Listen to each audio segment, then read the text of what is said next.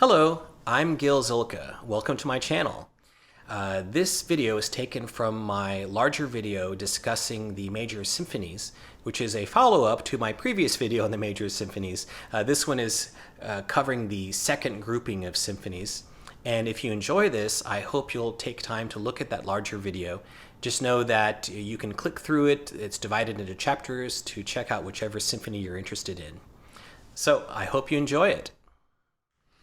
Okay, so now let's go back in time to our great classical composer, Mozart.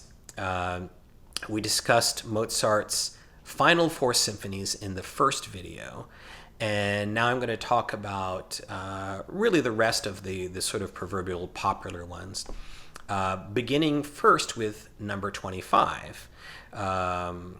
This is nicknamed the Little G Minor.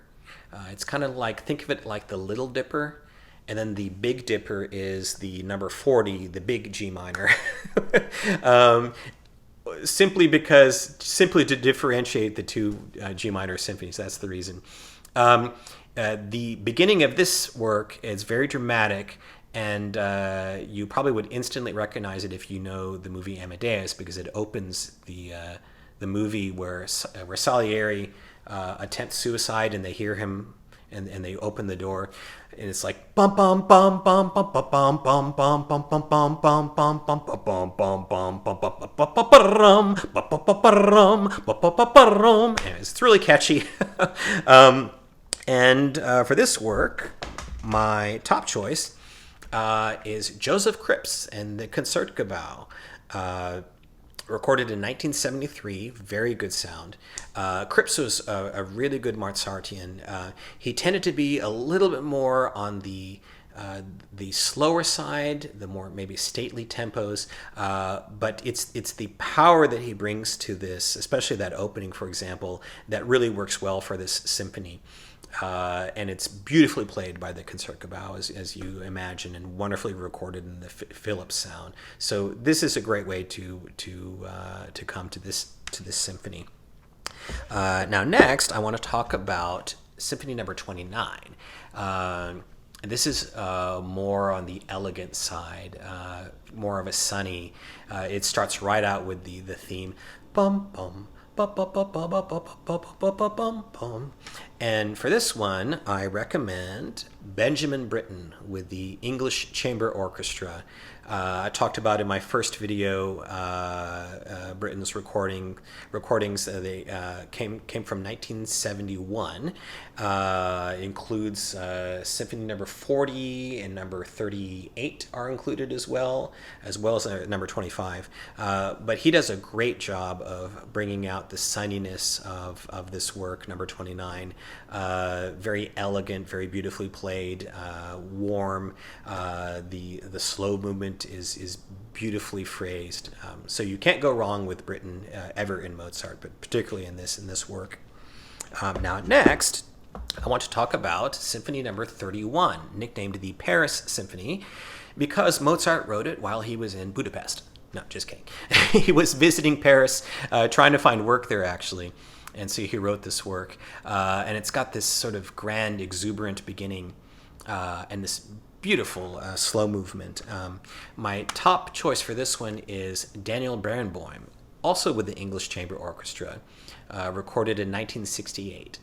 And Barenboim was very good with the Mozart symphonies. Of course, he's even better known for his piano concerto series that was also with him playing and conducting the English Chamber Orchestra. And he brings those same qualities. He brings impeccable musicianship and taste and gentleness and warmth and a fullness as well that this work benefits from. Very well recorded as well. Next, let's talk about Symphony Number 35, nicknamed the Haffner Symphony, because it was written for a family friend named Haffner. This symphony, it's a very energetic, exuberant work. It comes right out the gate with that, and then especially that final movement is a very scintillating, quick movement. So when you're looking for scintillation and energy. Who are you going to call? Of course, George Szell and the Cleveland Orchestra. This was recorded in 1960, and they give us that final movement is just real exciting, real crisp, wonderfully articulated. The slow movement is very elegant and beautiful. You can rarely ever go wrong with Szell and Cleveland in Mozart, and this in particular is one of their greatest performances. And then finally, I want to discuss the Linz Symphony No. 36, written because Mozart was visiting the town of Linz in between Vienna and Salzburg, and he showed up in Linz, and he was like, I don't have any symphony on me. Well, I'll just have to write one real quick. And he whipped it out.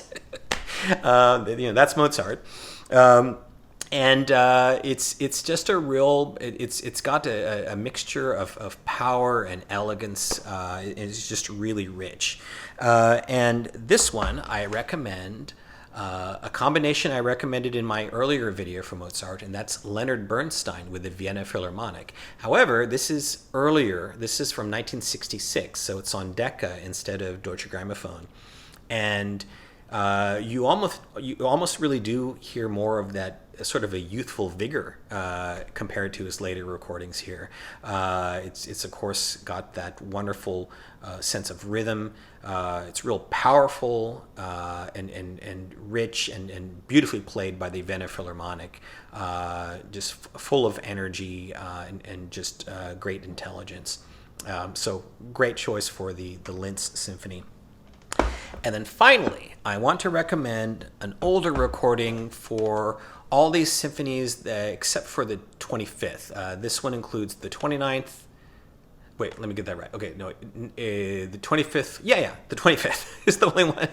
It's got the 29th, 31st, 34th, 35th, 36th, as well as the last four. And that's this iconic set from the 30s. Thomas Beecham with the London Philharmonic. This is one of Beecham's great achievements on record, even with the sound quality. He, of course, was a consummate Mozartian. He brought wonderful elegance, beautifully molded slow movements, this wonderful rhythmic bounce. And tasteful feeling of power to the allegros. The Haffner Symphony is really exciting version of the Haffner Symphony. The Linz is beautifully judged. So even though the sound quality is of course dim and limited, if you love the Mozart symphonies, you really should check out these 1930s Beecham recordings. Thanks for watching. I hope you enjoyed this video. And if you did, I hope you'll also take time to click the like and subscribe buttons. And with that, I want to wish you all a great day and happy listening.